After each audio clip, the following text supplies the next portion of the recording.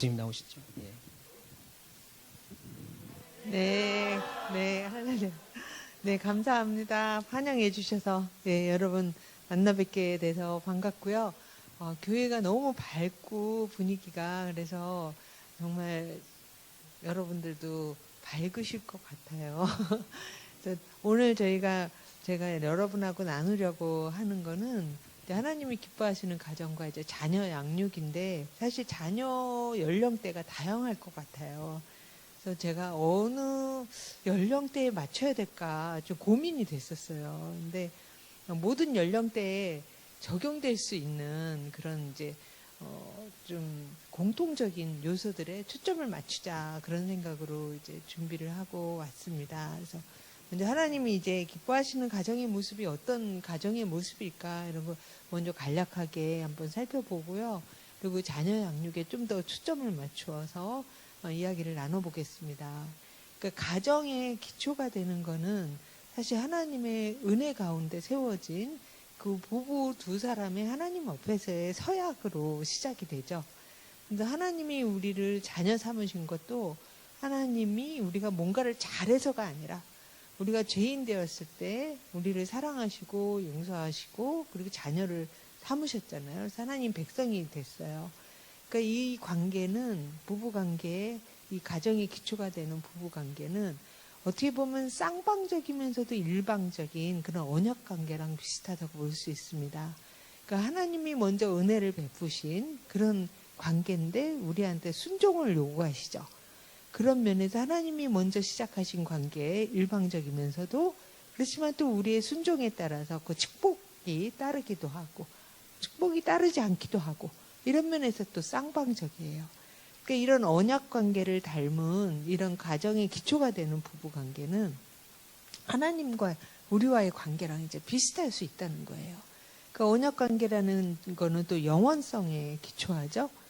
그 우리가 하나님 앞에서 서약하고 시작하는 관계는 네가 나한테 잘하면 계속 우리가 관계를 유지하고 네가 나한테 잘하지 않으면 관계를 단절할 수도 있어. 이럴 수 있는 관계가 아니라는 거예요. 우리는 상대방이 나한테 잘하든 못하든 내가 행복하든 행복하지 않든 하나님 안에서 하나님 앞에서 내가 이 사람을 배우자로 맞이하겠습니다 하고 약속한 하나님과 나와의 관계에 기초한 그런 관계라는 거죠.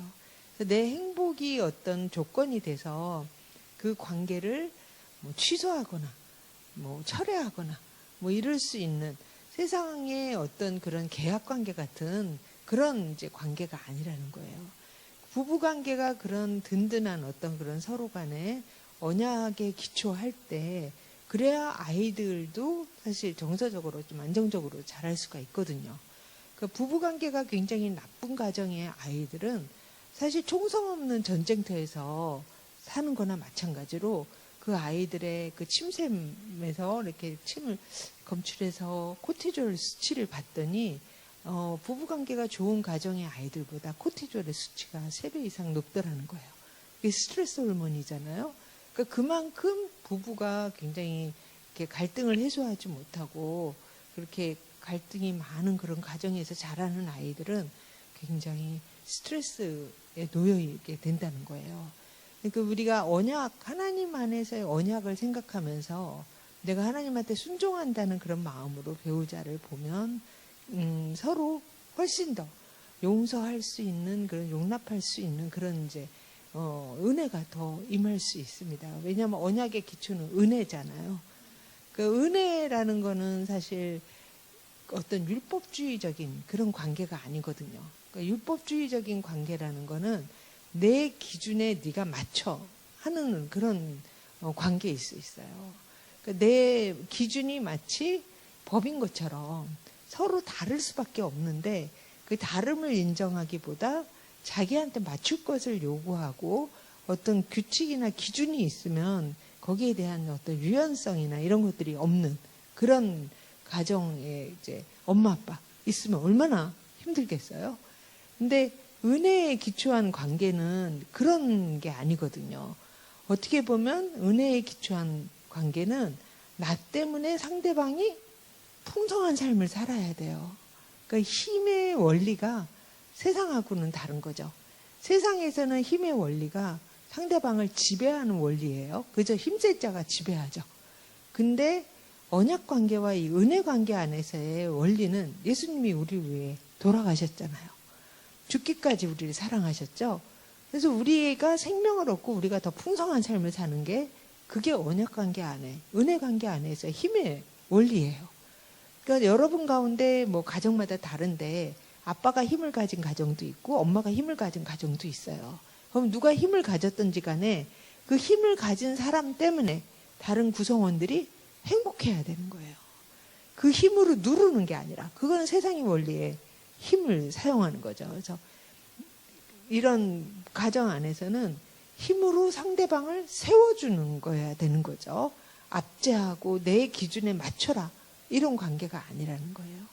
그리고 이제 이 언약 관계 안에서의 그런 가정의 모습은 서로 친밀함을 추구하는 그런 관계여야 됩니다. 그러니까 친밀함을 이건 뭐 굳이 감정에 신경 써야 돼? 뭐 할 일들을 계속하고 돈 벌어오면 되지. 뭐 그렇게 생각할 수도 있는데요. 예수님도 그렇게 사시지 않은 거예요. 예수님이 제자들한테 너희들 이런 거 해. 딱 가르쳐 주시고 그리고 가실 수도 있잖아요. 근데 예수님이 하신 건 3년 동안이나 제자들이랑 먹고 마시고 같이 삶을 나누셨어요. 예수님이 능력이 없어서 그 깨닫게 뭐 어떤 그런 능력이 없어서 그러셨겠어요? 그게 아니라 우리한테는 그렇게 친밀함을 나누고 정서적인 어떤 교류를 하고 이런 것들이 너무 중요하다는 거예요. 그럼 우리는 뭔가를 경험할 때 그 사건이나 그런 것들을 명시적으로 우리가 기억을 하기도 하지만 몸에 새겨지는 기억들도 있어요. 내가 몸으로 기억하는 거예요.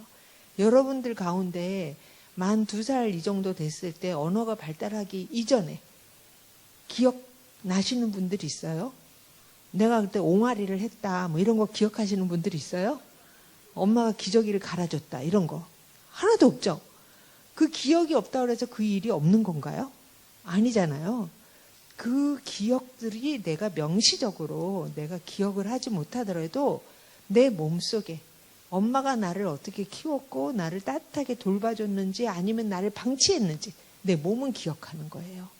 그렇게 몸으로 기억하는 이런 것들을 우리가 암묵적 기억이다, 뭐 묵시적 기억이다 이런 얘기들 하는데 이게 어쩌면 더 강력한 영향을 무의식 속에서도 끼칠 수 있다는 거예요. 그러니까 예수님은 제자들한테 하나님도 우리한테 항상 그랬죠. 기억하라라는 말씀을 얼마나 자주 하세요. 예수님은 우리의 연약함을 너무 잘 아시기 때문에 이거 그냥 가르쳐서 되는 게 아니라는 걸 아시는 거예요. 이렇게 보면 이렇게 서로 공동체를 이루어가고 서로를 존중하고 사랑하고 이런 것들이 말로 해서 되는 게 아니라는 걸 아시는 거죠. 그러니까 제자들 발을 친히 또 씻어주셨잖아요. 그건 친밀감을 나누셨어요. 같이 얼마나 식사를 많이 하셨겠어요. 그 친밀감을 나누는 거 그거는 상대방을 알려고 하고 또 나를 알려주는 것에서부터 시작이 되거든요. 뭐 사랑을 말로 해야 알아? 이런 분들이 있어요. 말로 해야 알아요. 딱 보고 눈치 보고 해야지. 왜 눈치를 못 채냐? 왜 눈치 보게 해요? 내가 알려주면 되지. 어디 하나 보자. 왜 하나 봐요? 그냥 알려주면 되지. 그런 식으로 피곤하게 사는 방식은 하나님이 원하시는 그런 방식 아니고 굉장히 자기중심적인 그런 방식일 수 있다는 거예요. 우린 서로 다르기 때문에 부부는 얼마나 달라요. 서로 다른 가정에서 30년 가까이 내지는 30년 이상 살다가 결혼하잖아요. 그 서로 완전히 다른 가정에서 자랐기 때문에 그것도 다르지만 남자 여자 차이도 있죠. 근데 어떻게 말 안 해주고 알기 어렵거든요. 그래서 부부 사이에 대화가 굉장히 중요하고 부모 자녀 관계에서도 마찬가지예요. 나를 닮았는데 말이 안 통해요. 왜냐하면 나랑 완전히 다른 인격적으로 다른 존재이기 때문에 그래요. 나를 닮지 않고 내 배우자를 닮은 애 더 미워하시는 분들도 있어요. 누굴 닮아서 저러나. 근데 걔도 또 날 닮았어요. 내 눈에 좀 다르게 닮은 것처럼 보이는 거지. 그래서 이제 그런 이제 인격적인 어떤 교제 속에서 서로 알려고 하고 또 알려주려고 하고 하는 데서 친밀감을 계속 형성할 수 있도록 노력하는 관계가 가족관계에 이제 필요하다는 거예요. 그리고 또 가족관계 안에는 서로 끊임없이 용서해야 돼요. 용서라는 게 굉장히 힘들어요. 왜냐하면 가족관계는 매일 시간과 공간을 같이 하는데 제일 나를 힘들게 하거든요. 차라리 옛날에 한때 나를 힘들게 했던 사람은 지금 같이 옆에서 괴롭히지는 않으니까 괜찮을 수 있어요. 근데 매일 같이 사는 공간에 있는 사람이 내가 싫어하는 것만 해보세요. 얼마나 힘들어요. 자녀도 마찬가지예요. 내가 싫어하는 거 말 되게 안 들으면 쟤를 어떻게 해야 될거 진짜 하나님 앞에 기도가 절로 나오죠. 근데 끊임없이 이제 용서를 해야 되는 관계라는 거예요. 용서가 이제 쉽지가 않죠. 왜냐하면 용서라는 건 내가 상처를 입은 데에서부터 시작이 되거든요. 근데 내가 어떤 상처를 입었는지를 모르면 화만 나요. 그리고 내가 피해자이기만 한 것 같고 그러면 더 감정이 굉장히 안 좋아져요. 근데 부부관계라든지 그런 관계에서는 나만 힘든 관계는 없어요. 내가 힘들면 상대방도 힘든 거예요. 내가 힘든데 어떻게 상대방은 안 힘들겠어요. 그렇게 생각하면은 그건 뭔가 자기 중심적인 사고에 지금 갇혀 있는 걸 수도 있어요. 그래서 내가 힘들면 저 사람도 힘들겠지. 그러면서 우리가 왜 이렇게 서로 힘들게 할까? 이 상호성에 대해서 한번 생각을 해봐야 돼요. 그러려면 나는 어떤 상처를 받았는지 자기 상처에 대해서 좀 성찰을 해보실 필요가 있어요. 그리고 저 사람은 왜 나한테 이런 상처를 줄까? 저 사람의 입장이 돼보는 것도 좀 필요해요. 저 사람은 왜 저렇게 말을 함부로 할까? 왜 저렇게 가부장적일까? 왜 자기만 옳다고 할까? 그거에 대해서 한번 생각해 볼 필요가 있다는 거예요. 그러니까 아내, 왜 저렇게 잔소리가 심할까? 왜 나를 자꾸 통제하려고만 할까? 왜 저런가를 한번 그 사람의 원가족도 좀 생각해 보고 왜 저런 행동과 성향이 나올까 생각해 볼 필요가 있다는 거죠. 그리고 내가 거기에 기여한 거는 없는지, 내가 기여하고 그쪽이 반응하고 이러면서 이제 더 골이 깊어지기도 하거든요. 이런 것들을 서로 이제 살펴볼 때 훨씬 용서가 이제 쉬워요. 내가 이 사람을 힘들게 한 건 없나? 저 사람은 왜 그럴까? 그리고 그런 거 저런 거 해도 다 잘 안 돼요. 그러면 하나님이 여기에서 우리한테 깨닫게 하시려고 하는 건 뭘까? 하나님이 원하시는 건 뭘까? 뭐 이런 생각들을 하면서 용서를 하려고 하나님 앞에 헌신하는 게 용서예요. 그러니까 용서를 우리가 감정이라고 생각하기가 쉽거든요.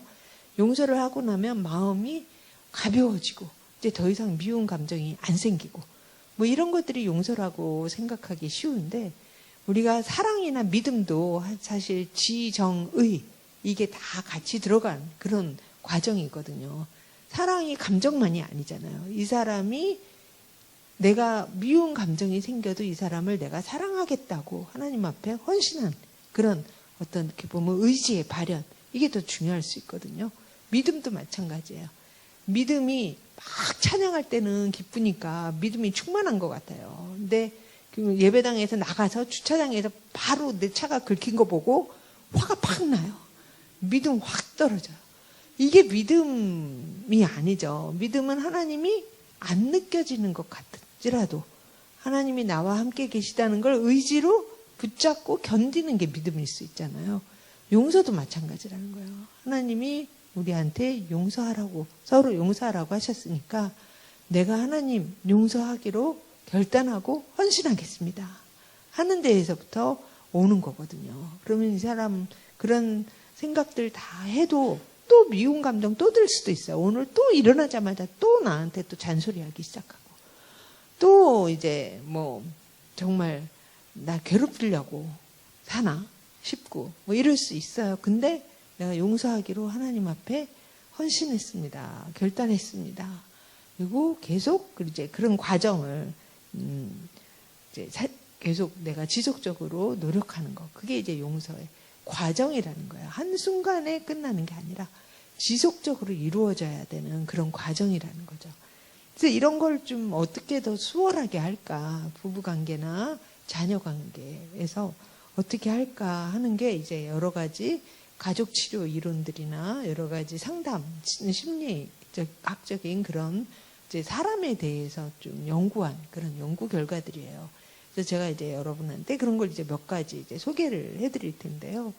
여러분이 이제 가정 안에서 여러분 자녀들을 키울 때도 사실 하나님이 여러분 자녀를 사실 잠깐 맡겨주신 거죠. 하나님 자녀예요. 청지기로 잘 키워서 독립시켜라 하는 게 이제 우리의 과제거든요.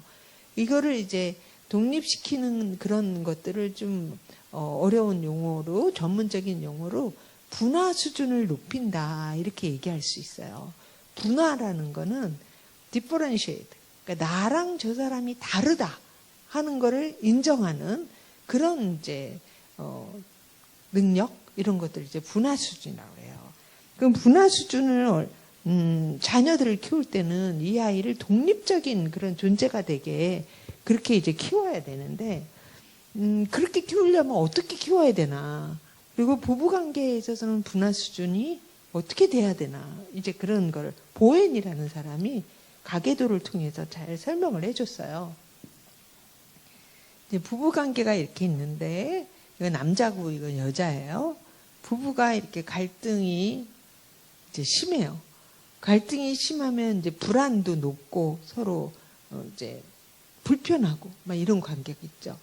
이렇게 갈등이 심한 그런 부부들은 두 사람이 분화 수준이 낮든지 아니면은 분화 수준이 굉장히 차이가 나든지 그렇다는 거예요. 그러니까 분화 수준이 높은 사람들은 정신내적인 분화와 이제 대인관계적인 차원으로 이렇게 두 개로 나눠보는데요. 정신내적인 차원에서는 이걸 이제 우리가 감정이 있고 이성이 있잖아요. 그럼 어떤 상황이나 사건이 있을 때 감정적으로 격하게 반응하는 그런 경우들이 있죠. 화가 나요.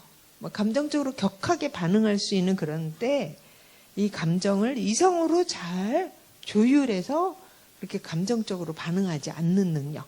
이런 것들이 정신내적으로 분화가 잘 된 사람들이 하는 그런 반응이고요. 이게 이제 대인관계적으로 가게 되면은 이런 걸 잘하는 사람들은 I 포지션이라고 해서 내 입장 있죠? 이거를 잘 견지하면서도 다른 사람들이랑 타협을 잘 이루어낼 수 있는 사람.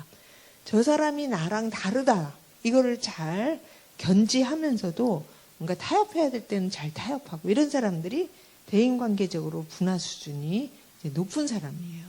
그런 사람들은 이렇게 남성과 여성이라는 차이, 원가족에서 자라온 배경의 차이 이런 것 때문에 저 사람은 나랑 다를 수밖에 없어. 이런 것들을 잘 인지하고 받아들이고 섭섭마귀가 잘 안 들어요. 왜 저럴까? 왜 내가 원하는 대로 안 해줄까? 뭐 이런 어떤 그 실망과 좌절과 이런 거를 상대방한테 막 공격하고 비난하고 기대했다가 실망하고 뭐 이런 식의 감정적인 반응들을 잘 안 한다는 거예요. 내가 기분이 좀 나빠요. 나쁘더라도 감정적으로 바로 팍 그러지 않고 저 사람은 왜 저럴까? 생각을 해볼 수 있다는 거예요. 객관화 시켜보고 저 사람은 집에서 이런 걸 한 번도 경험을 못 해봤구나. 내 생일 선물을 안 해주는 거예요. 어떻게 이럴 수가 있지? 우리 집은 이걸 이렇게 막 기념을 했단 말이에요. 근데 어떻게 이럴 수가 있지? 돈을 줘요. 이것도 그 집은 돈 주는 게 가장 큰 선물이었을 수 있어요. 근데 이제 상대방 입장에서 아니 돈으로 퉁친다고? 그걸 퉁친다고 생각하는 이렇게 다를 수 있는 거예요. 근데 다른 거를 내 기준에서 생각해서 막 화가 나고 이런 거를 잘 조율하고 상대방 입장에 서보지 않고 바로 반응한다? 그럼 분화 수준이 나죠. 이런 것들이 일상생활에서 자꾸 반복되면 굉장히 갈등이 많아지겠죠. 이제 그런 이제 분화 수준이 낮거나 서로 차이가 많은 사람들이 만나면 이렇게 해서 갈등이 많아지게 되는데 이분들이 왜 그랬을까를 이해하려면 이분들의 이제 자라온 배경을 알아야 되는 거예요. 이걸 이제 원가족이라고 그러는데요. 여기 이제 형제도 있고 있고, 뭐 그러시. 그리고 두 사람 사이에 이제 자녀도 있고. 이 자녀가 이제 부모가 맨날 싸우니까 내지는 갈등이 있고 뭐 이러면은 자녀들도 뭔가 좀 위축된다든지 뭔가 문제들을 가질 가능성이 이제 있죠. 그러면 이 사람들이 어떤 가정에서 자랐길래 이렇게 분화 수준이 낮을까 하면은 이 가정도 부모님이 이렇게 갈등 관계거나 아예 단절된 그런 관계였을 가능성이 크다는 거예요. 그러면 맨날 싸우고 맨날 미워하는 것도 굉장히 피곤해요. 두 사람이. 그럼 뭔가 이거를 우회할 수 있는 그런 좀 우회로를 만들 거거든요. 제3의 대상을 끌어들여요. 이 두 사람의 갈등 관계 안에. 그거를 이제 삼각관계라고 불러요. 그 둘이 너무 사이가 안 좋으니까 이 아빠는 이제 일로 빠지고 뭐 취미생활, 뭐 친구, 뭐 봉사활동, 뭐 이런 것들 교회에 늘 와 계시고 뭐 이런 것들도 다 들어갈 수 있어요. 이게 삼각관계 대상은 이렇게 꼭 사람이 아니라 이런 것들도 될 수 있고요. 그럼 이제 엄마들이 많이 보이는 게 자녀한테 집중하는 거예요. 왜냐면은 남편이 사실은 공석이잖아요. 정서적으로.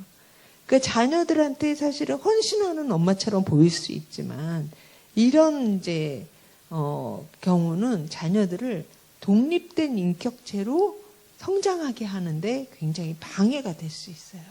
이게 이제 이렇게 융합 관계라고 그래요. 굉장히 밀접한 관계가 되는 거예요.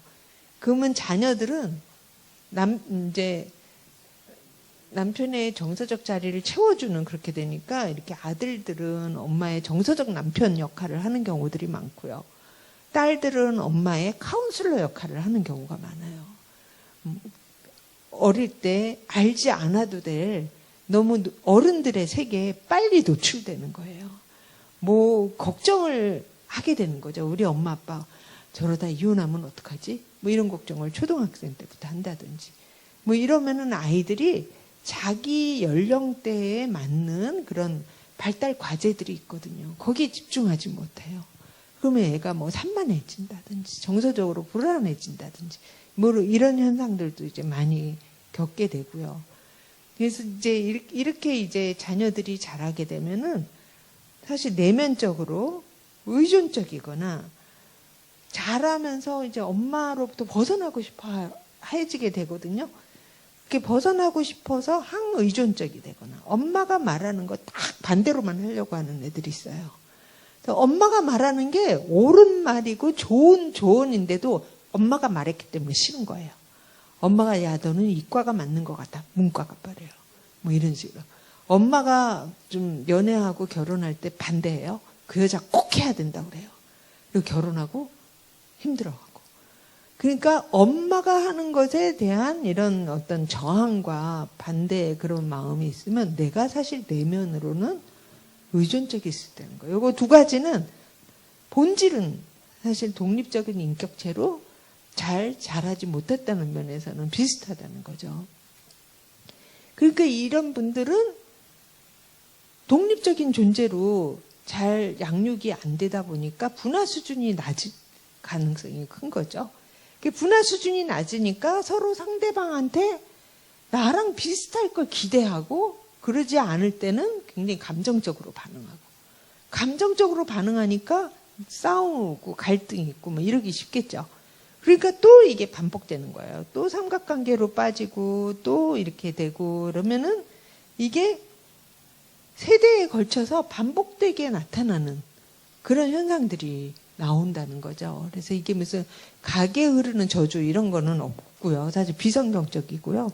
그런데 이렇게 이제 양육되는 패턴이 어떠냐에 따라 그 부모 세대에 있었던 일들이 그 밑에 자녀 세대에서도 또 반복되는 그런 현상들이 있다는 거예요. 그래서 부모 관계가 부모님 그 부부 관계가 좋았으면 내가 모델링도 되잖아요.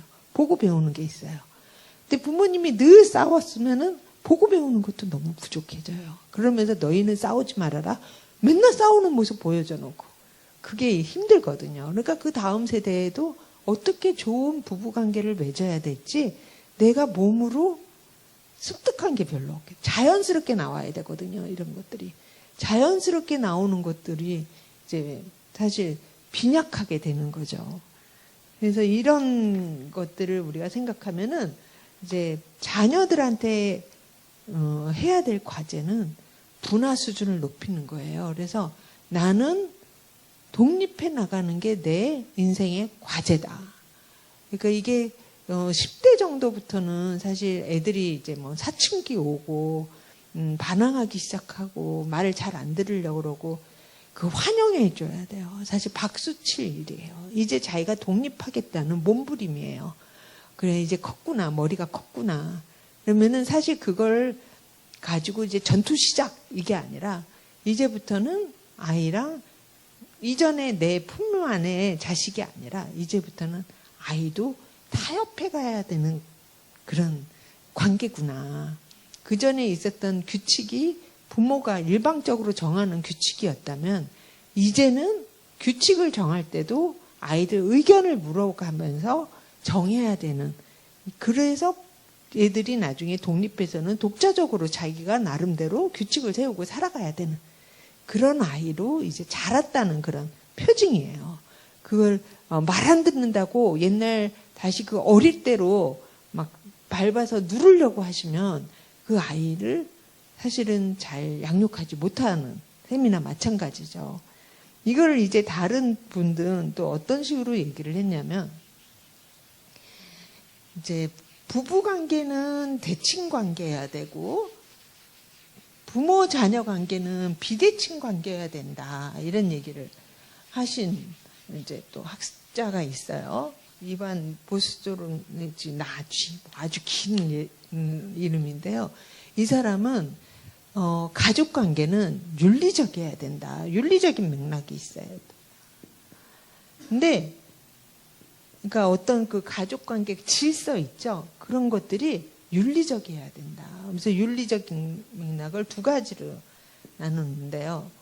하나는 대칭 관계, 하나는 비대칭 관계로 나눠요. 대칭 관계는 뭐냐면 서로 상호적이고 평등한 관계예요. 그리고 비대칭 관계는 불평등한, 비대칭한 거예요. 한쪽이 일방적으로 다른 쪽을 돌봐야 되는 관계예요. 그럼 대칭 관계는 어떤 관계겠어요? 부부 관계인 거예요. 비대칭 관계는 어떤 관계겠어요? 부모 자녀 관계예요. 부부 관계는 서로 상호적이어야 되고 한쪽이 다른 쪽에 굴복하는 그런 관계가 아니라 서로 상호적인 관계야. 이게 억울하지 않은 관계. 이게 공정한 관계라는 거예요. 이제 우리가 에베소서 말씀에 보면 서로 존중하라고 그러면서 존중하는 모습을 다르게 이제 말씀하시잖아요. 남편들한테는 그리스도께서 교회를 위해서 하신 것처럼 자기 몸을 사랑하듯이 교회를 사랑하듯이 하라는 거예요. 그거 뭐예요? 너 아내를 위해 죽어. 그리스도께서 교회를 위해 하신 것처럼 하라는 거예요. 그리고 아내는 어떻게 알아요? 아내는 남편한테 순종하라는 건데 순종이라는 게 이 자녀들한테 순종하라고 하는 그 순종하고 원어가 달라요. 이건 좀 중간태라는 이제 헬라어의 태를 써서 내가 기꺼이 나도 내 생각 있고 다 있고 그렇지만 내가 기꺼이 그걸 내려놓고 당신을 따르겠다 하는 그런 거예요. 근데 부모 자녀 관계에서는 아래에서 위 종이 상전한테 그런 식의 그런 복종 그런 용어를 써요. 그러니까 이 부부 관계에서 사용하는 그게 가부장적인 어떤 그런 상하 질서가 아닌 상호적인 서로를 내려놓는 그런 과정이라는 거예요. 그러면 이제 서로 얘기하기를 네가 먼저 나한테 순종해. 그럼 내가 왜 널 사랑 안 해주겠니? 이 남편들이 하는 얘기고요. 아내들은 나 먼저 사랑해봐. 그럼 내가 왜 순종을 안 하겠어? 우리 죄성 때문에 우리는 돈을 사랑하고 자기를 사랑해요. 그러니까 나를 사랑하는 게 우리가 하는 어떤 본성적인 그런 건데 하나님은 너를 내려놓으라고 그러죠. 상대방한테 죽고 상대방한테 기꺼이 너를 내려놓고 순종해라. 그게 하나님이 원하시는 거예요. 근데 서로 우리는 너부터 하라 그러거든요. 그러면은 이게 답이 있을까요? 누가 먼저 해야 되는지? 답이 없어요. 인생에 답이 없잖아요. 그럼 누가 먼저 해야 돼요? 더 성숙한 사람이 하는 거거든요. 더 성숙한 사람이 먼저 하기 시작하면 그러면 관계가 바뀌기 시작한다는 거예요. 오늘 뭐 먹었나 하면서도 오늘 좀 다르게 얘기하네 하면 어때요? 나도 가는 말이 고와야 오는 말이 곱다 그러죠. 나도 반응하는 게 이제 달라지기 시작하는 거예요. 그러면서 이제 부부관계가 바뀌기 시작하는 게 그걸 또 상보성의 원리라고 그래요. 한쪽이 변화가 시작하기 시작하면 다른 쪽도 그에 따라서 반응이 달라지기 때문에 부부관계가 달라지는 거예요. 그러니까 내가 먼저 하는 건 너무 억울해 그러시는 분들이 있어요. 내가 꼭 먼저 미안하다고 해야 돼. 어휴, 뭐 좀 먼저 좀 하지. 막 이런 분들이 있거든요. 내가 먼저 했다. 아이고 하나님 앞에 상급이 클 거예요. 사실 우리가 부부관계가 이 사람 보고 하는 거 아니라 그랬죠. 우리 하나님 보고 하는 거예요. 하나님 보고 내가 내 역할에 충실하게 하는 거. 하나님 보고 이 사람을 대하는 거. 그러니까 부부가 따로면서 같이거든요. 우리 나중에 하나님 앞에 설 때 부부 단위로 가서 서지 않아요. 단독자로 다 하나님 앞에 설 거예요. 단독자로 섰을 때 내가 아내로서 어떻게 했는지 남편으로서 어떻게 했는지 각자 하나님 앞에 심판대 앞에 서는 거지 이 사람이랑 같이 가는 거 아니에요. 너는 그래라. 나는 뭐 어쩌면 나한테 잘 못해주는 배우자를 내가 정말 하나님을 생각하면서 인내하고 순종하고 인내하고 사랑할 때 어쩌면 상급이 더 클 수도 있어요. 그게 이제 공정한 어떤 그런 부부관계고요. 상호성이 있는 관계, 평등한 관계. 그래서 이제 결혼 전 청년들한테는 제가 이제 연애 데이트할 때 잘 봐야 될 것은 이 사람이 상호성이 되는 사람인지 보라는 거예요. 성격적으로 상호성이 굉장히 잘 안 되는 사람들이 있어요. 성격이 자기중심적인 좀 나르시스트들 굉장히 가스라이팅 잘하고 자기가 이 세상에 중심인 분들이 있거든요. 이런 분들은 결혼하면 굉장히 힘들 수 있어요. 여자들은 다 자상한 남편 원하고요. 남자들은 다 자기 존중해주는 사람 원해요. 다 우리 로망이에요. 근데 현실의 대상들은 이상해서 조금씩 다를 수 있거든요. 근데 왜 우리가 여자들은 그렇게 사랑받기를 원하고 남성들은 그렇게 존중받기를 원하겠어요? 성경에 그렇게 써 있어서 그래요. 순종해라 그러죠. 남자들은 존중받지 않고는 못 사는 존재고요. 여자들은 남자들한테 사랑하라 그러죠. 안에 사랑받지 않고는 못 사는 존재들이에요. 근데 그거를 해주라고 제발. 너희 못할 건데 죄성 때문에 그거 해라. 날 봐서 좀 해라. 그래야 잘 살아. 하나님 말씀이 그래요. 근데 그게 이제 굉장히 안 되는데 성격적으로 이런 어떤 상호성이 잘 안 되는 분들은 만약에 연애 때 그게 이제 좀 보인다. 심각하게 기도하시고 고민하시고요. 그때는 감정에 휩쓸리기보다 눈을 크게 뜨고 분별력 주신 거 잘 사용하시고 그럼에도 불구하고 내가 결혼을 했잖아요. 결혼한다 하면은 그냥 십자가예요. 그냥 눈 감고 살아야 돼요. 그다음부터는. 결혼 전에 눈을 떴어야 되는데 결혼 전에 내가 못 뜨고 못 봤잖아요. 그러면 이제 결혼 후에 가서야 이제 눈이 떠져요. 우리는. 결혼 전에는 눈이 잘 안 보여요. 장님이 돼서. 사랑에 눈이 멀었네 이러고.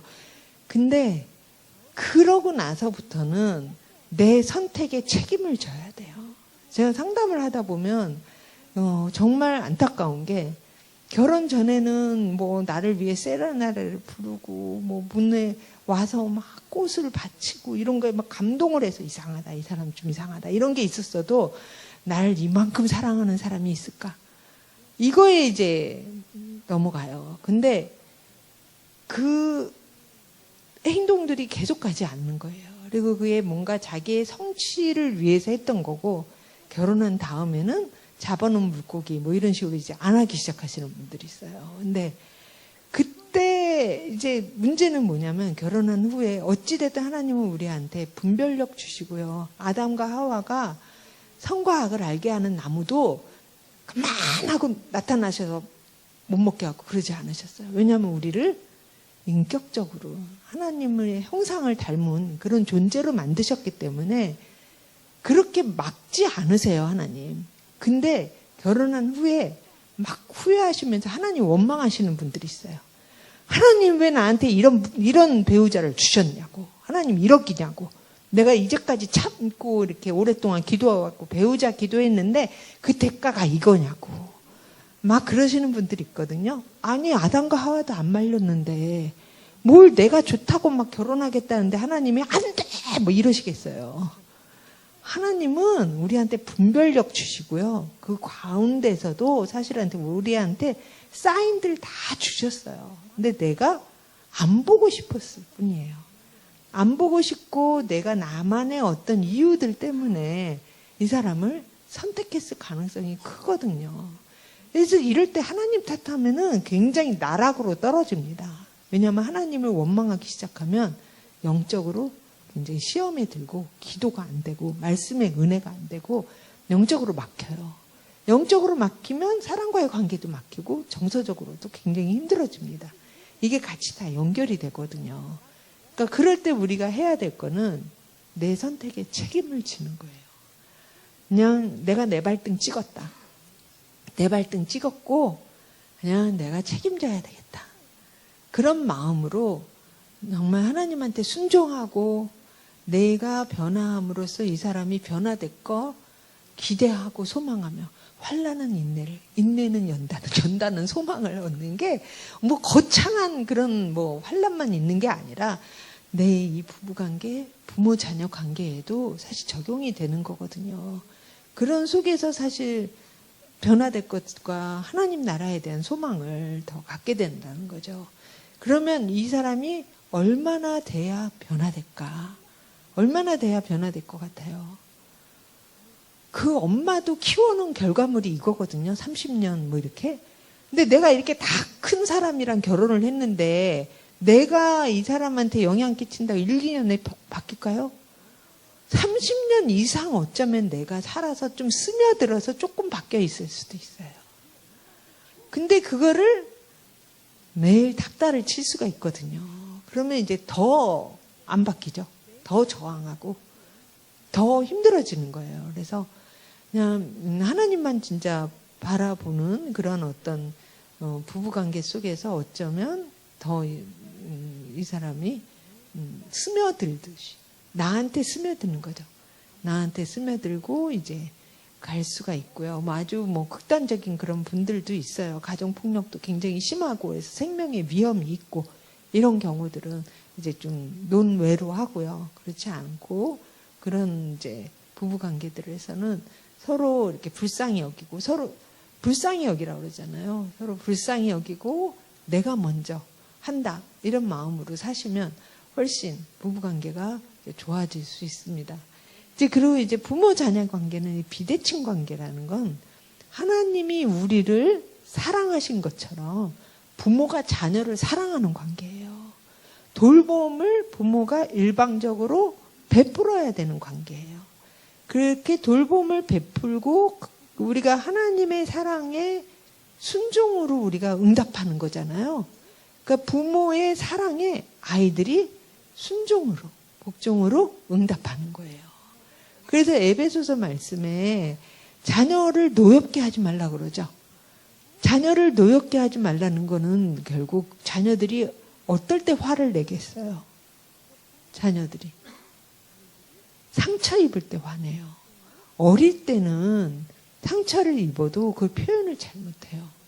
그러다가 점점 크면서 이제 사춘기 되고 그러면서는 상처 입은 아이들이 분노해요. 이해가 안 가거든요. 우리 아빠가 이해가 안 가고 엄마가 이해가 안 가고 막 그러니까 거기에 대해서 어쩌면 좌절의 표시를 분노로 할 수도 있어요. 왜 이러는지. 그런 아이들한테 그런 상처 주지 말라는 거예요. 애를 화나게 하지 말라는 거예요.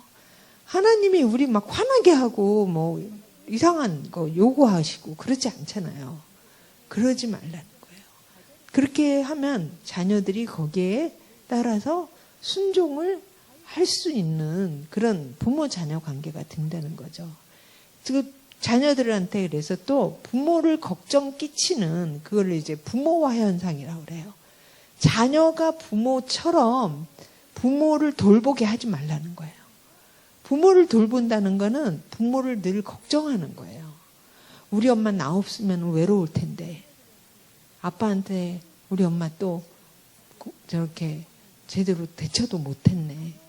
그러면은 이 자녀가 엄마를 늘 걱정하니까 엄마하고 더 융합관계가 될 수밖에 없고요.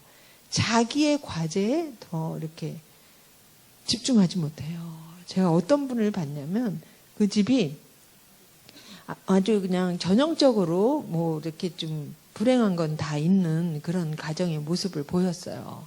아빠는 이제 알코올릭에 또 폭력도 있고 또 가난하고 엄마도 아주 어려운 살림에 이제 나가서 일도 하셔야 되지만 이 폭력하고 술 때문에 아주 힘들고 그 집이 늘 갈등이 많고 이제 시끄러운 거죠.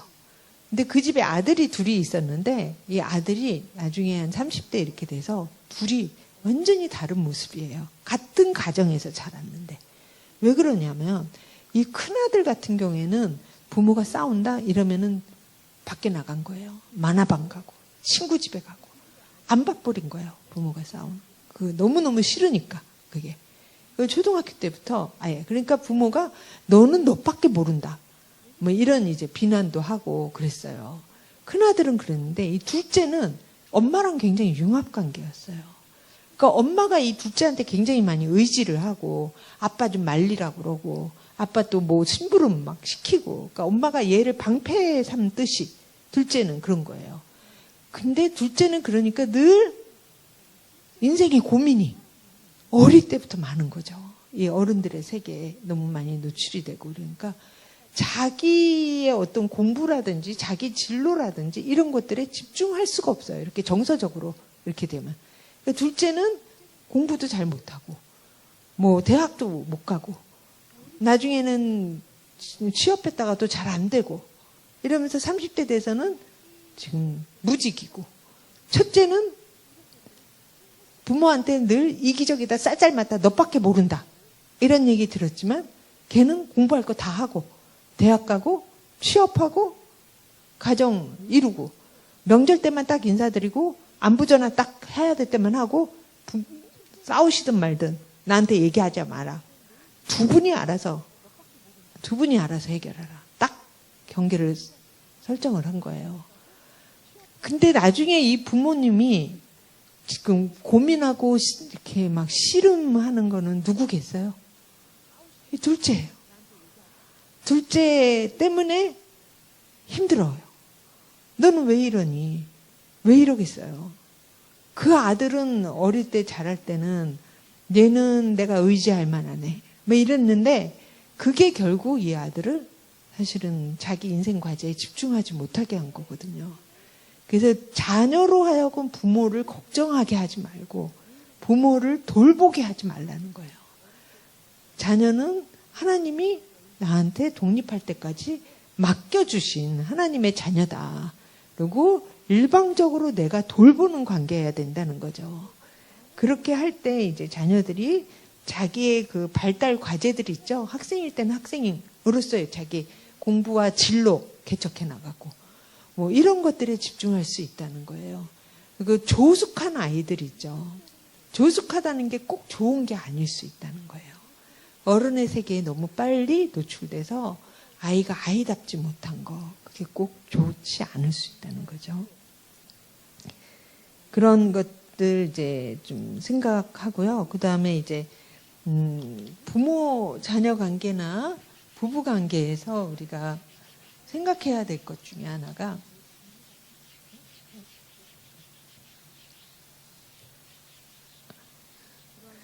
투사적 동일시라는 그런 이제 현상이에요. 이제 투사라는 게 있고 투사적 동의시가 있는데 이 두 사람이 있을 때 이제 내가 내 내면에 있는 감정을 다른 사람이 가지고 있다고 느끼는 거. 내가 저 사람을 좋아해요. 그러면 저 사람이 날 좋아하고 있다고 느끼는 거예요. 내가 저 사람을 싫어해요. 그럼 내 감정을 저 사람한테 투영을 해서 저 사람이 날 싫어하는 것처럼 느끼는 거예요. 그게 투사예요. 내 감정을 던진다. 내 감정을 던져서 저 사람이 마치 그 감정을 가지고 있는 것처럼.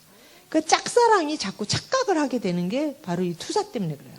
내가 좋아하니까 저 사람이 다 똑같이 친절하게 인사한 건데 어머 저 사람도 나 좋아하나 봐. 이게 내 감정을 투사해서 일어나는 거거든요. 근데 이게 둘이 있을 때는 투사로 끝나지 않아요. 내가 내 감정을 이 사람한테 투사하면 이 사람이 그걸 느끼겠어요? 안 느끼겠어요? 느껴요. 저 사람 나한테 호의적인데 나한테 인상 싹 찌푸리는 사람 보면 왜 나한테 인상 써? 나도 너 싫어. 이런 감정이 일어나잖아요. 이렇게 투사된 감정에 동의시된 유도된 어떤 감정 반응들을 나한테는 여러 감정이 있거든요. 여러 감정이 있는데 이 사람이 딱 투사한 감정, 이 긍정적이면 내 안에 있는 어떤 긍정적인 감정이 유도돼서 나오면서 여기에 동일시된 반응을 돌려주게 돼요. 그러니까 이 유도된 감정은 이 사람이 투사한 감정이랑 완전히 똑같지는 않지만 왜냐하면 내 안에 있는 감정이었기 때문에 비슷하게 유도된 감정으로 돌려주게 되거든요. 이게 이제 투사적 동의시예요. 근데 투사적 동의시는 그러니까 만약에 긍정적인 감정을 투사하기 시작하면 긍정적인 반응을 돌려주니까 점점 관계가 좋아지겠죠.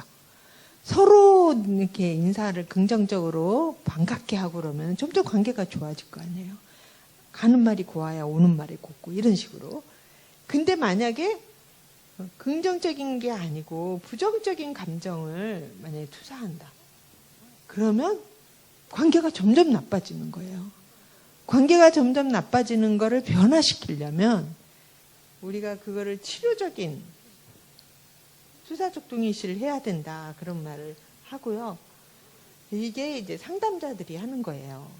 내담자들이 상담실에 와서 잔뜩 화가 나 있어요. 근데 막 있었던 일들 때문에 잔뜩 화가 나서 막 화난 목소리로 막 얘기해요. 그러면은 상담자는 왜 나한테 이렇게 화를 내? 내가 뭘 어쨌다고. 그리고 만약에 일반적인 그런 관계에서는 나한테 화내지 마세요. 왜 이러세요? 막 이렇게 했을 수도 있어요. 근데 그럼 이 사람 변화가 안 일어나거든요. 이렇게 부정적인 감정을 막 투사할 때 그 감정을 알아주고 수용해주고 오늘 굉장히 안 좋은 일이 있으셨나 봐요. 무슨 일이 있으셨는지 궁금하네요. 뭔가 이렇게 수용적인 태도로 이걸 받아주면 그러면 이 고리가 끊기는 거예요. 부정적인 투사적 동의시를 가는. 그래서 관계가 점점 악화되는 게 끊기고 나랑 내가 투사했던 거랑 다른 반응으로 해주니까 나도 조금씩 바뀔 수 있다는 거죠. 그래서 여러분이 긍정적인 감정일 때는 괜찮은데 만약에 상대방이 나한테 자꾸 부정적으로 나를 대한다.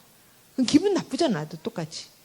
나도 기분 나빠서 그걸 똑같이 돌려주면 관계는 안 좋아진다는 거예요. 그래서 그게 왔을 때 좀 수용적으로 상대방한테 좀 다가갈 때 이 고리가 이제 깨진다는 거죠. 그래서 만약에 부모 자녀 관계에서도 마음에 안 드는 자녀들이 있잖아요. 여러분. 아휴, 제가 또 이런 식의. 그러면 걔는 계속 그런 마음에 안 드는 행동을 할 거예요. 왜냐면 엄마가 나 그렇게 보니까. 내가 만약에 엄마가 애가 불안해요. 쟤 또 어디 또 실수하지 않을까. 엄마의 불안이 얘 느껴지겠어요? 안 느껴지겠어요? 느껴지거든요. 느껴지면 나도 더 실수하고 엄마의 그 불안에 동일시된 어떤 그런 반응들을, 행동을 할 가능성이 있다는 거예요. 그래서 여러분이 자녀들한테 믿음을 주고 엄마가 불안한 거는 자기가 해결하고 엄마가 불안이 많은 사람들이 애들을 굉장히 불안하게 하거든요. 근데 자기의 불안은 자기가 해결하고 아이한테는 좀 안전한 그런 대상이 되어주는 거, 그리고 믿음을 자꾸 실어주는 거, 그런 게 이제 필요할 수 있습니다. 그래서 이제 학교에서도 실험한 결과 로젠달 효과 이런 거 이제 실험 결과로 이제 얘기를 하기도 하는데요. 두 학급을 놓고 이제 비교 연구한 거예요. 한 학급에서는 선생님이 굉장히 긍정적인 기대를 많이 했어요. 너희 잘한다. 격려도 많이 하고 너희 잘할 수 있을 거야. 뭐 이렇게 칭찬 많이 하고 이러면서 내용을 가르쳤고요. 다른 학급에서는 그런 말 전혀 없이 가르치는 것만 딱 가르쳤어요. 그리고 나서 똑같은 시험을 봤어요. 그랬더니 어떤 학급의 애들이 훨씬 더 좋은 성과를 냈겠어요? 긍정적인 어떤 격려와 칭찬과 기대를 했던 이 애들이 훨씬 좋은 그런 수행을 한 거예요. 그러니까 부모님이 계속 그런 어떤 긍정적인 그런 믿음을 주고 그런 자녀들은 부모의 믿음에서 벗어나기 어렵다는 거예요. 일탈행동을 하려다가도 뒷목이 떼끼는 거죠. 엄마가 나를 늘 믿어줬는데, 아빠가 날 늘 믿어줬는데, 그 믿음을 배신하기가 너무 어려운 거예요. 근데 늘 집에서 어떻게 너 같은 애는 뭐 이런 식의 그걸 했어봐요. 그럼 어때요? 나는 그런 존재로 부모가 봐주는 거잖아요. 그러니까 그런 식의 이런 투사적 동의시가 일어나지 않게끔 이제 해야 될 필요가 있고요. 부모 자녀 관계는 일방적 관계니까 누가 먼저 해야 돼요? 부모가 먼저 해야 되는 거예요. 자녀들한테 야 네가 내 말 잘 들어봐. 내가 너 사랑 안 하나 봐. 이거 아니라는 거예요. 하나님이 우리한테 그러지 않으셨잖아요. 네가 잘해봐. 내가 너 그렇게 하나. 이러지 않으시잖아요.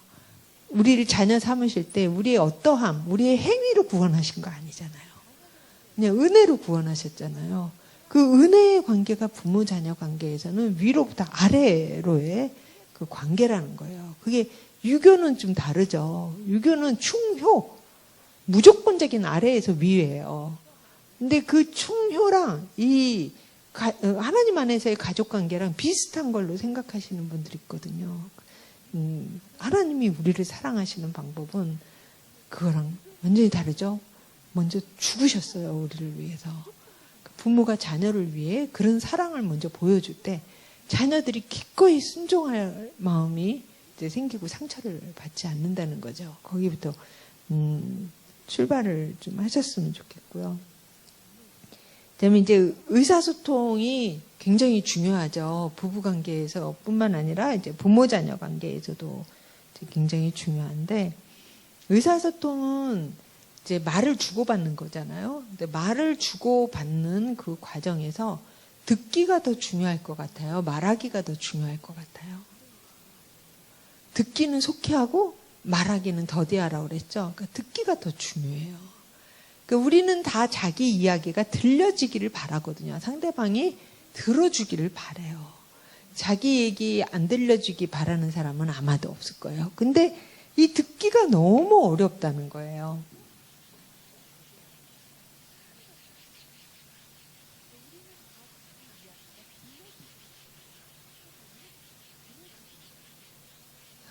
듣기를 먼저 잘 하고 그 다음에 이제 자기가 할 말을 해야 되는 건데요. 이 듣기에, 그러니까 이건 그냥 내가 들었어 이걸로 끝나는 게 아니에요. 듣기라는 건 상대방한테 내가 들었음을 알려주는 것까지가 듣기예요.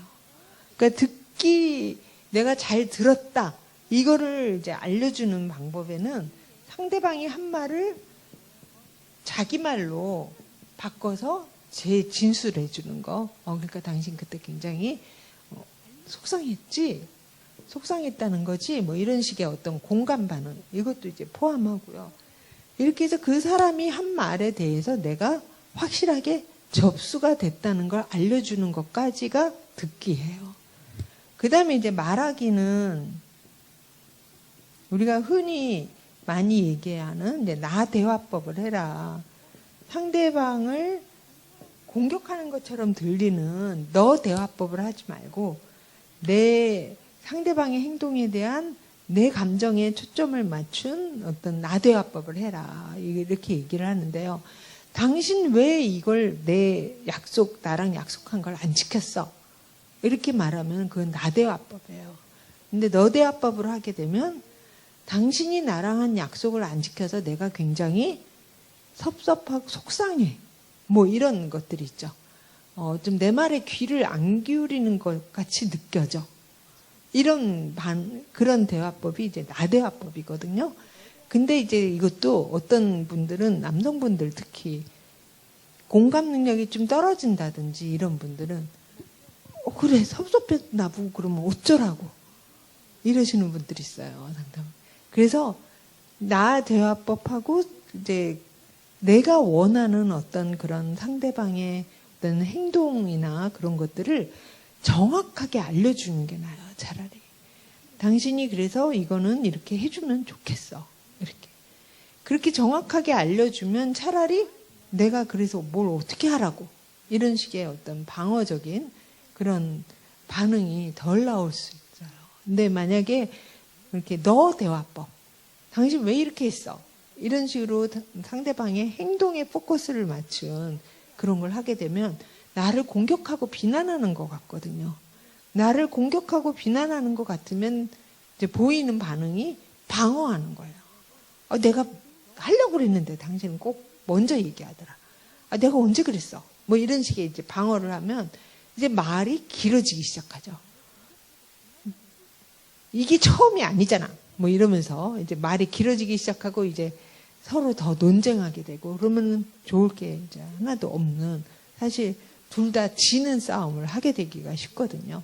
그래서 의사소통할 때 이렇게 들었다는 표시를 해주고 내가 뭔가를 내 원하는 거를 얘기할 때는 그 분명하게 상대방을 공격하는 식으로 하지 말고 내가 어떻게 느끼는지와 동시에 상대방한테 원하는 것을 분명하게 소통하는 게 그게 이제 서로 감정 소모나 그런 소통이 안 되는 그런 어려움을 이제 줄일 수가 있습니다. 그리고 또 우리가 이제 생각해야 되는 것 중에 하나가 의사소통은 사실 언어, 비언어 다 포함하는 게 의사소통이에요. 그 언어로 전달되는 거는 의외로 적다는 거예요. 오히려 비언어, 말투라든지 뭐 이런 얼굴 표정이라든지 이런 것들이 전달하는 힘이 훨씬 더 크다는 거예요. 특히 이제 얼굴 표정 같은 경우에 55%나 되고요. 목소리 38%나 돼요. 그리고 이제 7% 정도만 이 말이에요. 말의 내용보다 더 중요한 건 그래서 과정이다 이런 말을 하는 거예요. 똑같은 말이라도 어떤 식으로 했느냐가 말 한마디가 천냥빚도 같지만 그러지 않고 더 기분 나쁠 수 있다는 거죠. 그래서 내 얼굴 표정과 말투가 미안해 이러면 진짜 미안해요? 아니죠. 고맙다 이거 고마워요? 전혀 아니죠. 내용은 어때요? 내용은 미안하다 고맙다예요. 근데 표현하는 이 비언어적인 거는 완전히 그거랑 다르면 비언어가 전달이 되지 내용이 전달되는 게 아니라는 거예요. 그래서 의사소통할 때 이 내용보다도 어쩌면 과정이 더 중요할 수 있다. 이 비언어적인 것들 그런 것들 굉장히 신경 써서 이제 전달을 할 필요가 있습니다. 그러니까 애들이 막 이렇게 막 사춘기 되고 반항하기 시작하고 그러면은 막 뭐 어떤 아이에 따라서는 뭐 문 쾅 닫고 들어가고 막 이러죠. 그러면 이제 막 화가 나죠. 화가 나는데 항상 이제 우리가 또 유념해야 될 것은 하나님이 우리를 어떻게 대하시고 훈육했는지를 이제 기억해야 되는 거예요.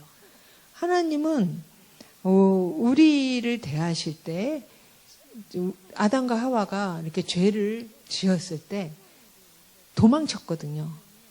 그래서 하나님이 내버려 두시지 않고 아담과 하와를 먼저 찾으셨어요. 아담아 내가 어디?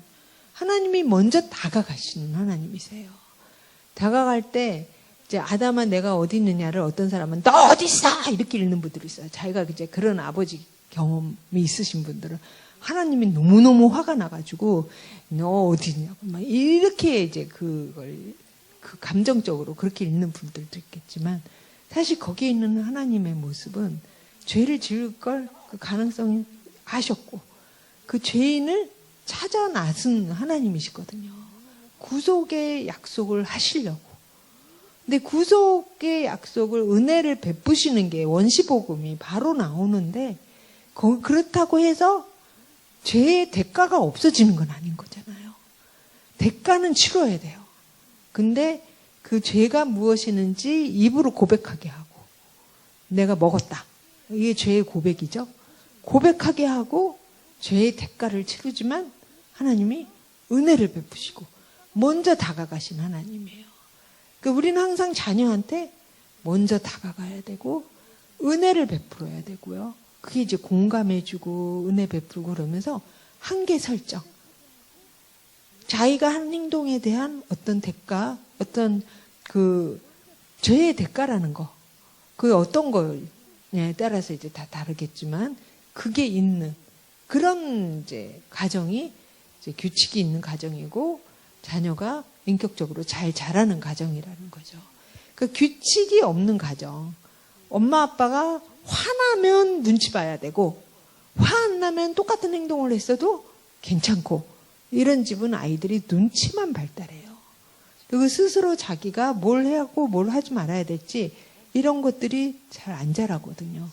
그러니까 아이들한테 공감과 한계 설정 이런 것들을 분명하게 우리 집의 규칙은 이거고 그에 따라서 이걸 안 했을 때는 이런 벌이 있고 이런 것들을 분명하게 소통할 수 있는 그런 관계 이런 게 이제 중요할 수 있습니다. 그리고 이제 애착 관계가 이렇게 부모 자녀 관계가 특히 그 아주 어린 시절의 관계에서 주 양육자가 어떻게 양육했느냐에 따라서 아이들이 굉장히 안정형 애착 관계를 형성하는 애들이 있고 불안정한 그런 애착 관계를 형성하는 애들이 있어요. 그러니까 이제 부모님이 특히 주 양육자가 0세부터 2세까지 아이들을 이렇게 어떻게 돌봄의 관계를 했느냐에 따라서 아이들이 세상을 경험하는 거거든요. 그때 세상을 경험할 때 이제 부모님이 나를 잘 돌봐주고 정서적인 어떤 그런 것들을 하면 아이는 이 세상은 믿을 만한 어떤 세상이라고 그렇게 이제 생각하게 되고요. 그걸 이제 둘의 관계에서 이 대상이 이제 주 양육자, 그렇죠? 주 양육자가 나한테 어떻게 해줬느냐에 따라서 이제 아이의 대상에 대한 어떤 이미지, 대상 표상이라고 불러요. 이 이미지. 이런 것들이 형성이 되거든요. 그러니까 만약에 이제 주 양육자가 아이한테 그 정서적인 필요들을 잘 해주면, 아, 이 세상은 믿을만해. 이 세상의 어떤 그런 대상에 대한 이미지가 긍정적으로 형성이 되고요. 자기 표상, 자기에 대한 이미지죠. 자기 표상도, 아, 나는 사랑받을 만한 존재야. 이렇게 이제 긍정적으로 이제 형성이 되는데, 만약에 엄마가 제대로 그때 돌봄을 제공해주지 않고 방치하고 학대하고 뭔가 이렇게 놓치는 것들이 많고 이러면 애착 관계도 불안정해질 뿐만 아니라 대상에 대한 이미지도 좀 부정적으로 형성이 되고 자기에 대한 이미지도 부정적으로 형성될 가능성이 있다는 거예요. 근데 이 대상 표상이나 자기 표상은 고정된 게 아니에요. 고정된 게 아니라 계속 우리가 중요한 대상들과 만남을 계속하죠. 아빠와의 관계도 있고 또 친척들도 있고 학교 선생님도 있고 이런 관계들이 있어요. 이런 관계들이 계속 축적되고 이러면서 이 대상 표상이나 자기 표상도 수정되고 바뀌고 이제 그럴 수 있는 거예요. 그러니까 사실 이 어릴 때 부모님과의 관계가 굉장히 중요해서 여기 이제 자녀들 가운데 영유아기에 있는 분들은 맞벌이일 수도 있고 막 그렇잖아요. 맞벌이라서 내가 직접 키우지 못하고 뭐 이럴 수도 있는데 그 주 양육자가 누구냐가 이제 아이한테 이제 굉장히 중요한데 주 양육자가 다른 사람이 될지라도 엄마와의 관계는 여전히 중요하다는 거예요. 왜냐하면 엄마는 자궁에서부터 이 아이랑 같이 있었던 그런 대상이거든요. 그래서 아이하고 보내는 그 시간에, 질적인 시간에 굉장히 아이한테 집중하라는 거예요.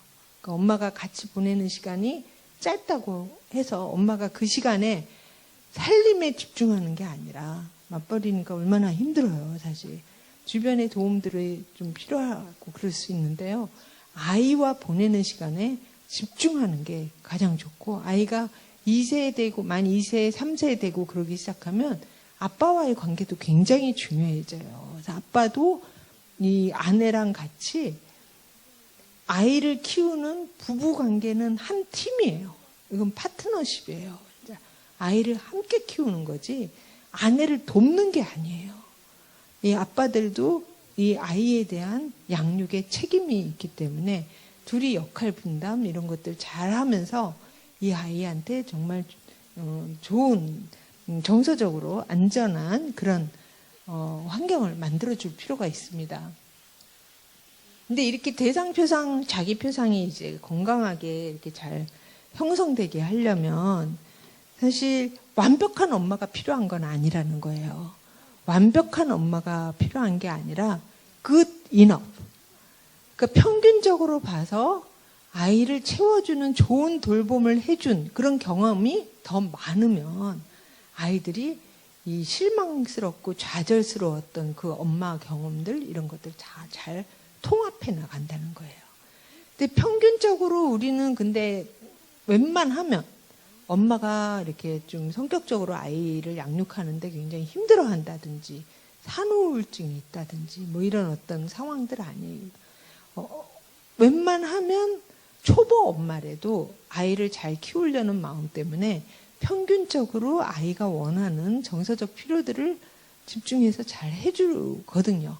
근데 그러지 못하는 경우들도 있어요. 엄마가 너무 바빠서 직접 키우지 못하고 주중에는 다른 뭐 할머니한테 갔다가 주말에는 왔는데 그 할머니가 어떤 때는 친정, 어떤 때는 시댁 뭐 이렇게 막 자주 바뀐다. 이러면 아이는 일정한 대상과 관계 형성하는 게 굉장히 혼란스러울 수밖에 없거든요. 그 아이는 물건이 아니라는 거. 아이도 이 대상과의 관계를 형성하는 그런 게 굉장히 중요할 수 있거든요. 네. 그래서 평균적으로 good enough면 되는데 그때 이제 엄마들이 가장 이제 신경 써서 해줘야 될 것들이 이제 대상으로서의 엄마와 환경으로서의 엄마 노릇이에요. 그러니까 대상으로서의 엄마는 엄마가 굉장히 공감도 잘 해주고 잘 이렇게 아이가 막 화내고 막 이럴 때 잘 그것도 공격성도 잘 받아주고 이런 굉장히 상호적인 그런 엄마예요. 그리고 이제 환경으로서의 엄마는 아이가 독립성과 개별성이 있고 막 자율성이 있고 그러잖아요. 그래서 아이가 막 뭔가를 자기가 스스로 하려고 그럴 때 환경처럼 안전하게 지켜봐 주는 그런 엄마예요. 이런 두 가지를 잘 적절하게 할 때 아이들이 이제 건강하게 잘 자라면서 자기의 경험들을 통합해서 그 엄마에 대한 일정한 상을 형성하게 되고 그 엄마에 대한 상이 형성된 걸로 내가 실망하고 좌절할 때 나를 달랠 수 있는 능력이 생기는 거예요. 저 엄마가 이제 정신 차리겠지. 이 엄마가 그 엄마 똑같은 엄마야. 지금 잠깐 엄마가 잘 나를 이해를 못하고 있구나. 이러면서 자기를 달래고 뭔가 나도 점점 심리 구조가 좀 견고해져가는 그런 과정들이 되는 거예요.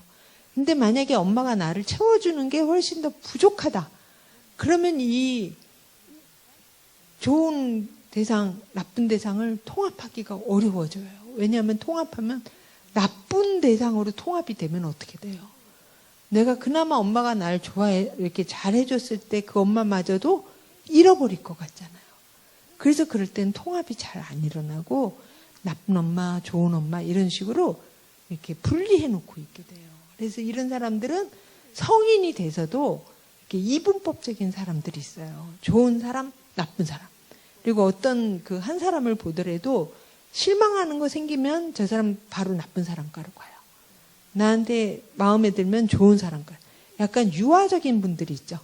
이런 유아적인 분들이 이런 데서 사실은 성인 아이의 모습으로 있기 때문에 이제 그렇다는 거예요. 그래서 그러지 않게 하려면 이제 이렇게 평균적으로 좋은 촉진적인 그런 엄마가 되고, 그리고 이제 이렇게 공감적인 어떤 대상으로서의 엄마와 또 환경으로서의 엄마, 이 역할을 적절하게 잘 해주는 거, 이런 게 필요합니다. 근데 이거 거꾸로 하시는 분들이 있어요. 애가 좀 자율적으로 뭐 하고 막 이럴 때는 간섭하고 통제하고, 그리고 애가 엄마랑 같이 놀고 뭔가 공감을 원할 때는 엄마가 바쁘다고 안 해주고, 반대로 이렇게 하면 굉장히 아이가 정서적으로 자라는데 좀 어려움이 있겠죠. 그래서 이제 어린 시절이 제일 중요한데, 우리가 그래서 이제 우리 한국말에 3살 버릇 80까지 간다 이러고 그러잖아요. 그래서 성격 형성에 요 만 3살까지가 제일 중요하더라는 거예요. 실제로 심리학자들, 애착이론이나 뭐 이런 대상관계 이런 것들을 하신 분들. 그런데 우리는 그렇게 뭔가에 의해서 고정되는 그런 존재는 아니라는 거예요. 하나님이 끊임없이 우리를 변화시키시잖아요. 그것처럼 우리는 끊임없이 이제 변화될 수 있고, 이 대상관계도 변화될 수 있고, 대상표상, 자기표상 다 변화될 수 있고, 애착관계도 변화될 수 있다는 거죠. 그래서 애착관계를 좀 더 부모자녀 관계, 이제는 부부관계 이런 것들을 더 좋게 친밀감을 높이고 싶다 하면은 애착관계를 증진하는 방법에 ABC가 있어요. 애착관계 증진 방법. 그래서 이거는 A는 attunement라는 단어의 이제 약자고요. B는 이제 밸런스, C는 coherence. 그래서 attunement는 이게 뭔가 조율해 주는 거. 우리가 바이올린 줄 조율하고 피아노 조율하고 그러죠. 밸런스는 이제 균형. 이거는 이제 결합.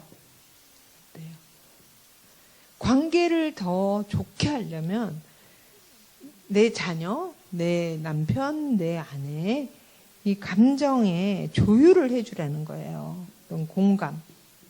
저 사람은 왜 지금 저런 반응을 할까? 알려고 하라는 거죠. 알려고 하고 거기에 이제 이렇게 공감 표현을 해주면 그 아이가 자기 내부 세계에서 느끼는 것과 엄마가 지금 표현해 준 게 이 균형이 맞잖아요. 외부 세계와 내부 세계가 균형을 이루게 되면서 관계가 더 견고해진다는 거예요. 그러니까 만약에 애가 이제 막 장난치고 놀다가 넘어져서 피가 나고 아파요. 그러면 이제 괜찮아 일어나. 뭐 놀다가 아플 수도 있는 거지. 괜찮아. 뭐 이러는 거는 아이는 나는 안 괜찮은데 엄마는 괜찮을 걸 지금 요구하고 있잖아요. 혼란스러워요. 내가 지금 아프고 이런 게 잘못된 건가? 내 감정이 뭔가 잘못된 거구나. 그런 이제 생각을 하게 된다는 거죠. 근데 엄마가 넘어졌구나. 너 아프겠다. 이러면 어때요? 지금 내가 느끼고 있는 거를 엄마도 같이 표현해 주니까 엄마가 나를 안 해. 이 균형을 이루게 되고, 그러니까 엄마랑 더 가까워진다는 거죠. 이걸 먼저 하고 그러고 나서 일어나자, 괜찮아, 이 말은 뒤에 해도 된다는 거예요. 근데 우리는 거두절미하고 뒤에 걸 그냥 먼저 하거든요. 그렇게 되면 이제 굉장히 이게 점점 엄마는 나를 모른다. 이런 식의 그리고 내 감정에 대한 어떤 그 확신이 안 돼. 뭔가 잘못된 것 같은 거예요. 울지 마. 난 눈물 나는데.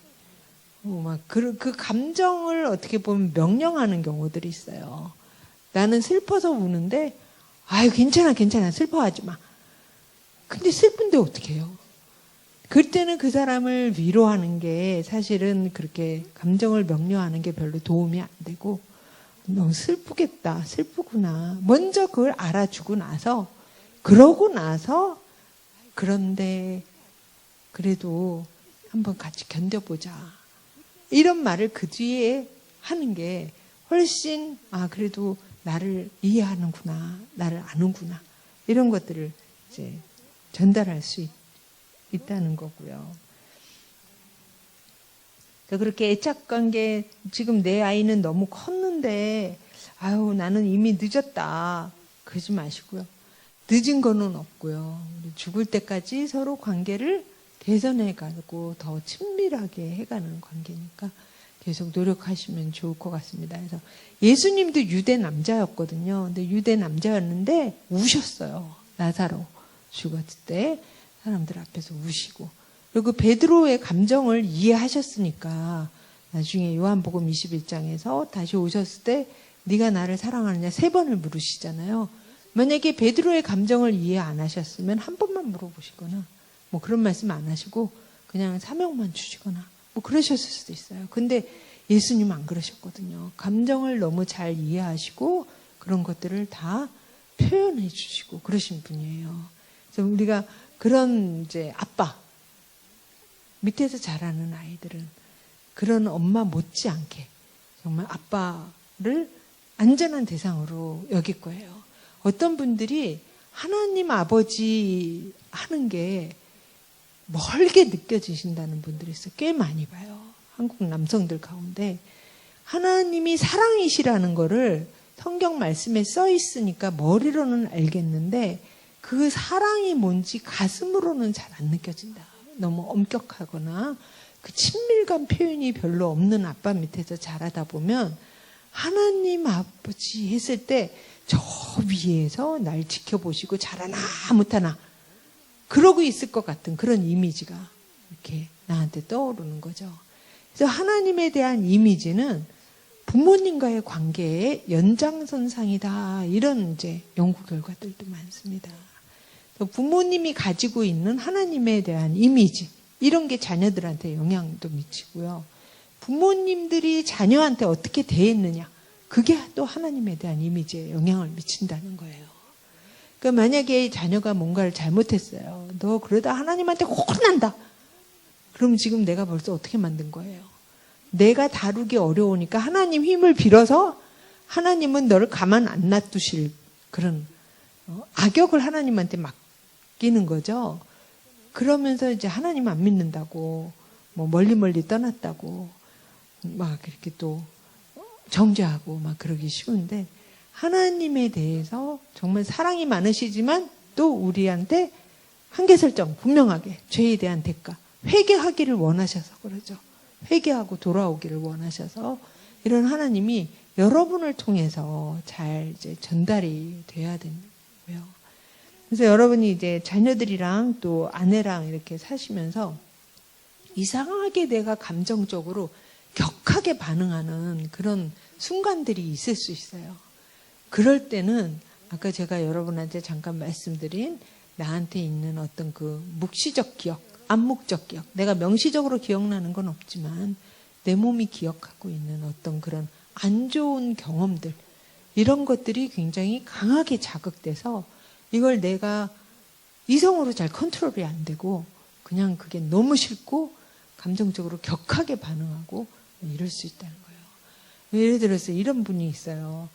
어릴 때 부모님이 싸우는 광경을 보고 자라면서 아이가 굉장히 겁에 질렸었어요. 겁에 질리니까 자기가 뭘 어떻게 할 수가 없잖아요. 그러니까 거기서 벗어나고 싶은데 아이가 어리니까 4, 5살 되고 막 이것밖에 안 되니까 거기서 어떻게 벗어나야 될지도 모르겠고 무서운 마음으로 이렇게 있었어요.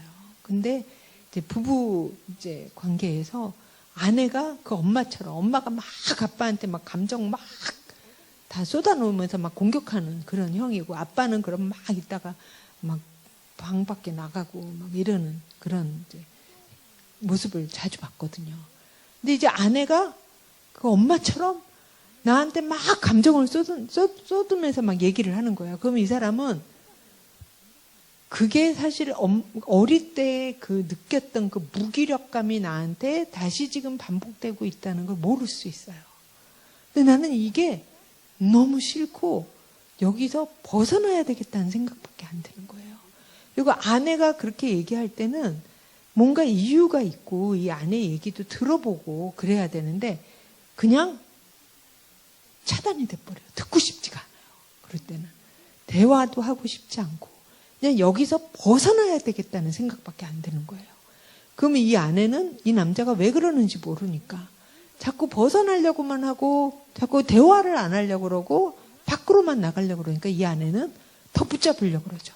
아니 좀 내 얘기 좀 들어봐 이러고 그럼 도망가려고 그러고 이런 것들이 있으면 이거는 사실 남자분한테 이 어릴 때 그 무기력감과 그 싫었던 그게 이렇게 나한테 남아 있어서 그게 굉장히 격하게 이렇게 반응하게 할 수도 있다는 거예요. 그래서 내가 뭔가 이성적으로 반응하지 못하고 감정적으로 격하게 뭔가 이렇게 미성숙하게 이렇게 반응하게 하는 그런 게 있다. 그러면은 한번 돌아가 볼 필요가 있어요. 기억을. 내가 이런 경험을 한 적이 또 언제가 있는지.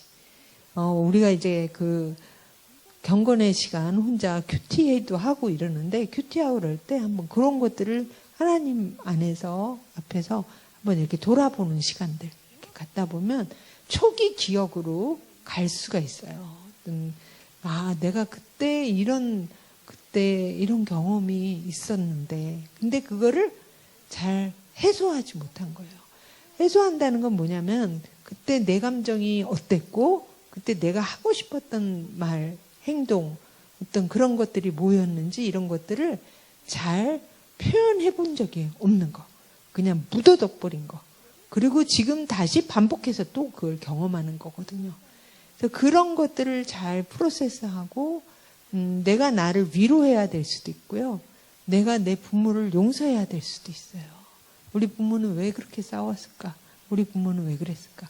그리고 부모의 한계를 인정하고 용서해야 될 수 있어요. 그래서 과거를 바꿀 수는 없어요. 과거는 이미 지난 거고요. 근데 과거를 재해석하는 거는 바꿀 수 있어요. 그래서 하나님은 우리한테 표대를 향해서 나아가라고 했지 과거에 늘 머물러서 후회하고 자책하고 원망하고 이런 삶을 원하시지 않거든요. 그래서 과거가 있었던 것을 왜 그랬는지에 대한 이해와 수용과 그 대상들에 대한 어떤 그 용서와 이런 것들이 있고 재해석하면 내가 더 이상 과거에 영향을 안 받아요. 지금 현재를 살 수 있거든요. 현재에 집중을 하면 내 미래는 현재의 축적이거든요. 그래서 내가 이미 벌어진 일에 대해서는 하나님의 시각으로 다시 보기 그리고 거기에 같이 연관된 그런 사람들의 한계를 수용하고 용서하기.